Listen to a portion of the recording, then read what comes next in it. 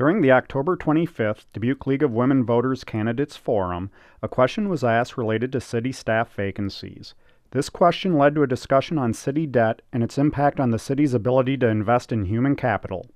Mr. McCoy and I agreed the current city debt of $283.7 million is the leading cause of the city's inability to fill these vacancies over the last few budget cycles. As you listen to Mr. Shaw, Mr. Buell, and Mr. Jones, you will see they avoid giving an accurate reason for the city hiring freezes. Also listen to how they downplay our current debt. If we cannot fund staff for critical maintenance programs due to debt and revenue shortfalls, then the city needs additional work to become sustainable. Our next question will begin with Mr. McCoy. And the question is, a number of city departments have had position vacancies for several years. What are your thoughts on the city's hiring freeze for those vacancies? That's a fantastic question. What basically happens with the city budget is they're given a finite amount of dollars that they're going to expend on resources. And here's the greatest challenge that this council is facing, and ultimately it was one of the reasons that I wanted to participate in the city council process and ran for office, is that we can't expect fewer people to do more work. We are consistently pulling away the individuals that are doing it to purely fulfill a budgetary need.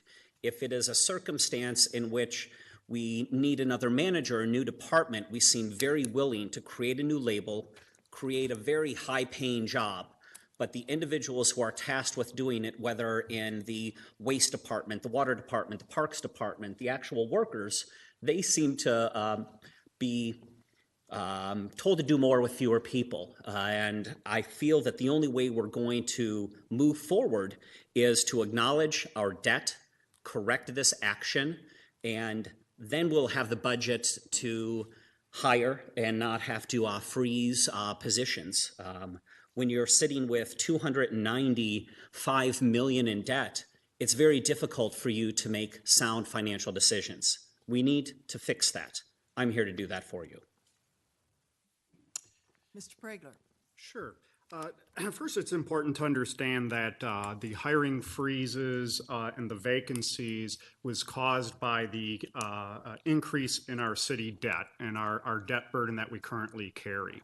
And that is impacting our annual operating budgets in which these staffings tend to get paid out of. So the first thing we need to do in order to address these vacancies and these hiring freezes is we need to pay down the debt, and we need to keep the debt paid down in order to start making investments in human capital within the city government. So that's very important. We focus a lot on the capital expenditures, or the council has, over the last 10 years, and it's definitely impacted that operating budget. This year in 2017, two of the top 5 expenses that we've paid out so far has been on debt principal and debt interest. Principal being our #1 expenditure this year so far out of anything, and interest being our #3 expenditure, going to banks, not going to local construction companies that hire local staff that pay livable wages to build things that last forever. We're paying today for decisions of yesterday. And so the debt is the biggest component that plays into these hiring freezes and these vacancies, and it's paying down the debt and keeping the debt low is what's going to allow us to start hiring and staffing to the appropriate levels required. Mr. Shaw. Related to position vacancies in city departments, and the statement that Jonathan made that we cannot expect fewer people to do more work, I respectfully disagree. We do this in the business world all of the time and continuously. We manage it through investment in productivity tools, and we do it through process improvements. We find ways to do more with less, and often the only way to get ourselves to do that is to force ourselves into a situation where we have to. And I also very seriously disagree that debt and the challenges of servicing it are the sole reason for these hiring freezes. Mr. Shaw implies the city administration is not trying to improve processes and is not driving towards efficiencies in operations. This is simply not true. Our much-needed upgrade to our wastewater treatment plant is an example of much-needed investment where we did realize improvements in processes and efficiencies. Mr. Shaw disagrees with Mr. McCoy's statement that we cannot expect fewer staff to do more work against an ever-growing list of infrastructure maintenance needs. Mr. Shaw also states he doubts that our debt and the need to service it is the sole reason for the hiring freezes. Mr. Shaw, no one said it was the sole reason. It is one of the main reasons, though. It stands to reason that if we had no debt, or much less debt, we would have been able to hire into those frozen positions by using some of the $78 million we have spent on debt payments already in 2017. Managing an IT department's budget at John Deere, i.e. an investment portfolio, is not the same thing as managing a complex city budget that is impacted by all kinds of external rules and regulations the private sector just does not face. I know this because I work with governments around the country on complex budget issues. Mr. Buell. Well, this hiring freeze has been in place for a number of years now, and the city manager, I think, has done a pretty good job of, depending on what the projects are for the upcoming year, he has done a pretty good job of moving staff to cover those types of workloads. Certainly, we could use more staff in some areas. Some people are doing tremendous amount of work, but that being said, I just want to point something out with the debt, because it keeps coming up as it's a cost, a reason why we can't hire employees. This is a list of the top 10 debt issuances, which amounts to $282 million of the debt that we had. We don't have that level now. But it's things like the Water and Resource Recovery Center, stormwater management, parking improvements, water improvements, sanitary sewer improvements, the Roshek Building loan guarantee, which we're not putting any money into that, but we have to carry it on the books, street improvements.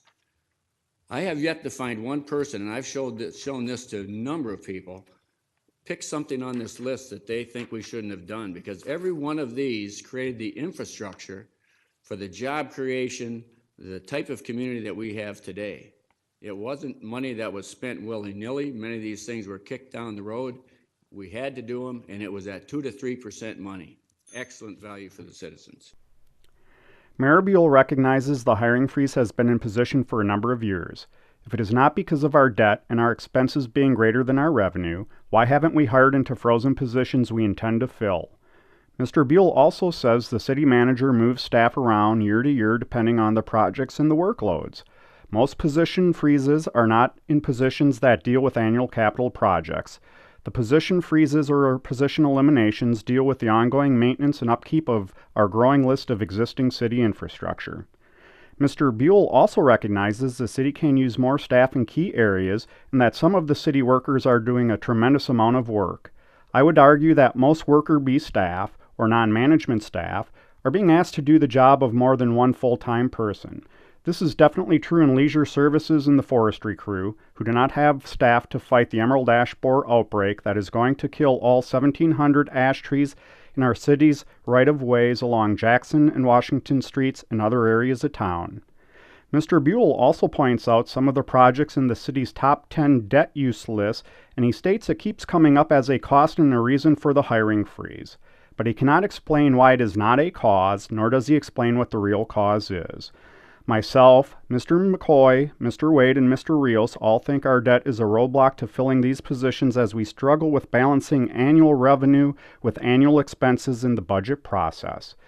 We are all sick of hearing about the $450,000 toilet at 5th and Bluff Street, but can the mayor explain who was in favor of building boat docks in the ice harbor not once, but twice, at taxpayers' expense, and then operating them year after year at a loss in excess of $100,000 annually?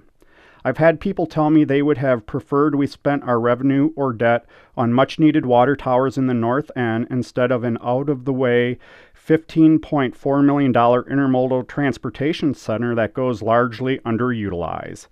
Citizens tell me they would have taken the $300,000 plus spent on a useless structure at the corner of Romberg and Nice Street and used that money to fund additional housing inspectors to ensure our low-income housing renters have a quality, safe place to live.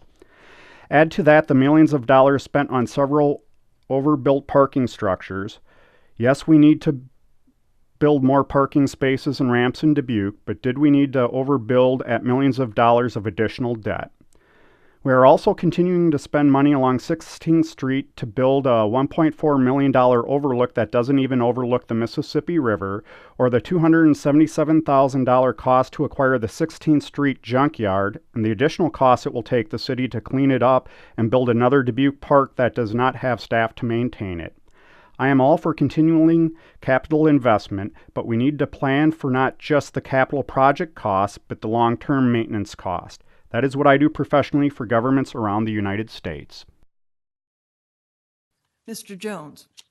Well, the hiring freezes occurred as positions became vacant, and Leisure Services was hit harder than other departments, kind of by luck of the draw. They had a number of people leave that left at the time that the hiring freeze was in place. And that's an imbalance that we're going to have to be looking at as we build the next budget and see if we can correct some of those things. We froze about a dozen positions. We eliminated about a dozen more in the last few years. And the decisions that the city manager has to make is how much staff does he need to operate the city? And he has to make a case to the council of how much are we going to give him, how many dollars we're going to give him to provide that staff. And it is a challenge. I would also argue that it's not the debt that's driving this. It was a revenue shortfall after budget certification, so the only option we had was to reduce some staff fairly immediately, and we didn't recover from that as quickly as we had hoped. Mr. Jones tries to explain that our debt and resulting budget issues were not responsible for approximately 12 position eliminations and 12 hiring freezes over multiple budget cycles. Rather, the multi-year hiring freeze was due to one budget year's shortfall in revenue versus expenses. Mr. Jones suggests the only option the city had was to not fill positions. If I was on the council, I would have looked to see how we could have deferred other well-intended, non-critical projects to fill some of these positions to address things like the impending loss of all the ash trees by filling positions in the forestry division within Leisure Services. The city of Dubuque has spent over $64 million in 2017 on debt principal payments. The city has spent an additional $14 million on debt interest payments in 2017. This is the city's number 1 and number 3 expense in 2017 and by far the largest expense to the city taxpayer. Debt, revenue, and expenses are all interrelated, as we know with our household finances. You cannot blame several years of hiring freezes and position eliminations on a single year's revenue shortfall when you have over $283 million in debt for a city of 58,000 people. I want to pay down the debt so Dubuque can sustain investment in human capital to ensure our infrastructure and services stay top-notch. This is why we need change on the City Council moving into 2018. Please vote for John Pregler, Ward 1 City Council on November 7th. Thank you.